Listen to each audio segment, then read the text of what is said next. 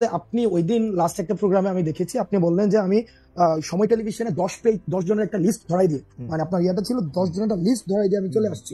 তার মানে আপনি ক্লেম করেছেন without any proper supporting detail claim, আপনি যদি ক্লেম করেছেন যে হাসনাত আব্দুল্লাহ 10 জনের একটা লিস্ট ধরাই দিয়ে চলে আসছে।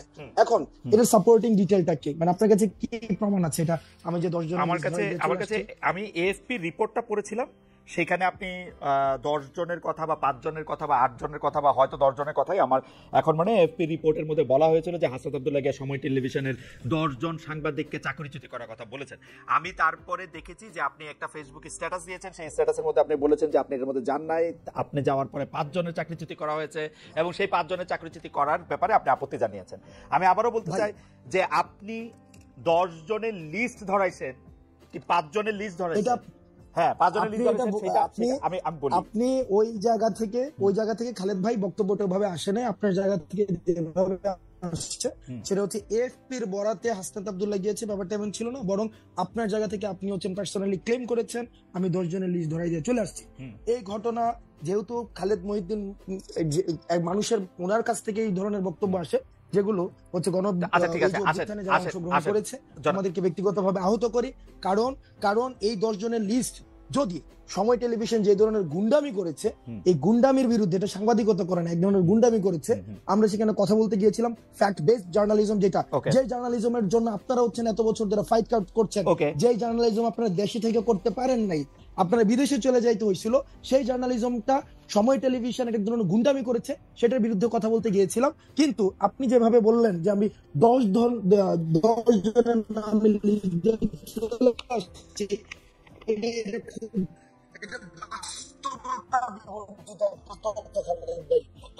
কোন ধরনের বাস্তবতা আমাদের আপনাদের জায়গা থেকে আপনি তো অবশ্যই প্রশ্ন করবেন, আমি প্রশ্ন উত্তর দিব, আপনার সবগুলো প্রশ্ন উত্তর দিব। সেটা হচ্ছে আমরা প্রত্যাশা করবো আপনাদের জায়গা থেকে যেন বস্তুনিষ্ঠ সাংবাদিকতা, যে সাংবাদিকতার জন্য খালেদ মহিউদ্দিনরা বছরের পর বছর ফাইট করে যাচ্ছে, সেই ধরনের সাংবাদিকতা, ক্ষমতাকে প্রশ্ন করে সাংবাদিকতা অব্যাহত থাকবে, তবে সেটা যেন ক্লিকবেট জার্নালিজম না হয়, যেমন ক্লিকবেট জার্নালিজম ব্যক্তিগত ক্যারেক্টার অ্যাসাসিনেশন জার্নালিজম যেন না হয়। হাসান আপনার কথা কি শেষ? আচ্ছা, আমি একটু দুইটা জিনিস একটু ক্লিয়ার হই।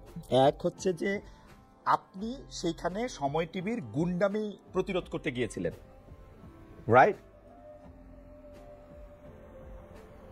আমি যদি আপনার কথা ঠিক বুঝে থাকি হাসান, আপনি সেখানে সময় টিভির গুন্ডামি প্রতিরোধ করতে গিয়েছিলেন, রাইট?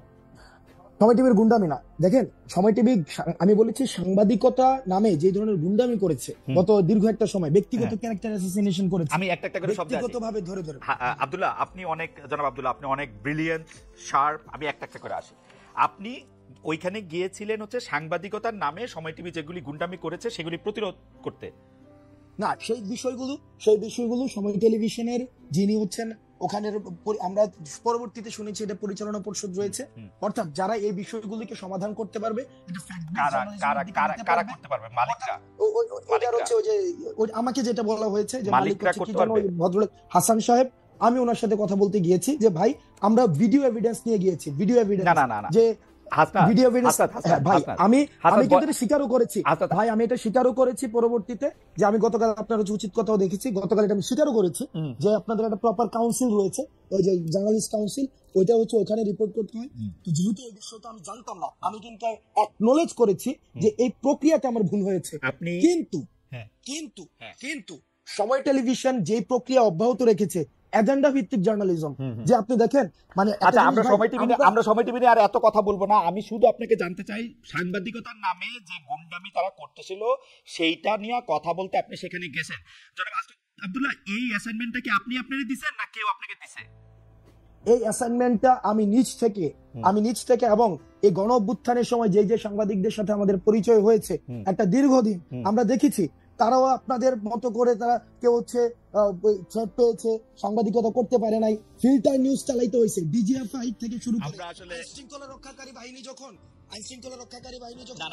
বাধ্য করেছে আমরা পেয়েছি। আপনারা কিন্তু আমি আসলে এটা এক্সপ্লেইন আপনি নিশ্চয়ই করবেন, আমার প্রশ্নগুলির সাথে আমি আসি। তাহলে এই অ্যাসাইনমেন্টটা আপনি আপনাকে দিয়েছেন, মানে এটা বৈষম্য বিরোধী ছাত্র আন্দোলন না, বা আপনি বাংলাদেশের কোনো সাংবাদিকতা পুলিশও না, এই অ্যাসাইনমেন্টটা আপনি আপনাকে দিয়েছেন, তাই তো? হ্যাঁ, এটা হচ্ছে আমি আমার জায়গা থেকে দেখছি এটা দীর্ঘদিন ধরে কিভাবে বিরোধী দল এবং মানে মতকে সরকার, প্রেস কাউন্সিল, তথ্য উপদেষ্টা তাদের বাদ দিয়ে আপনি আপনাকে এই অ্যাসাইনমেন্ট দিয়েছেন, তাই তো?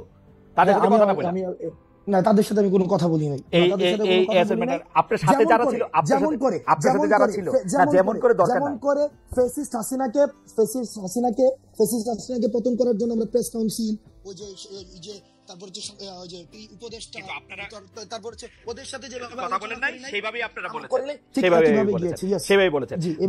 ধরেন সেইভাবে আর কি কি জায়গায় আপনি যাওয়ার জন্য আগ্রহ বোধ করেন সেটাও আমরা শুনবো, পুরো আলোচনাটাতে যাই। মনে করেন যে ফেসিস্ট হাসিনা, কোনো সন্দেহ নাই হাসিনার জায়গা থেকে হাসিনা মিডিয়াকে ধ্বংস করেছে, গলা চিপে রেখেছে, আমি বারবার বলতে চাই, বারবারই বলবো।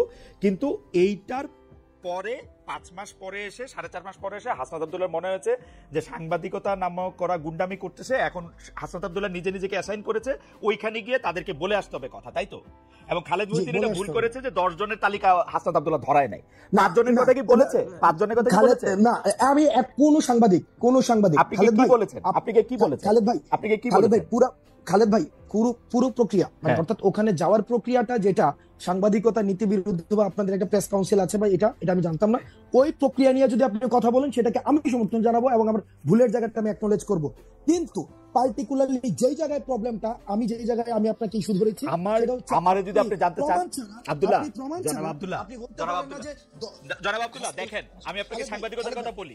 সাংবাদিকতা দুই রকম, আমি বলি হ্যাঁ বলেন, শেষ করে আমাকে বললেন। কারণ খালেদ ভাই, আপনি পুরো প্রক্রিয়াতে অবশ্যই যে সবচেয়ে বড় অপরাধ করেছে তারও যথাযথ বিচার প্রক্রিয়ার মধ্য দিয়ে তার বিচার নিশ্চিত হতে হবে।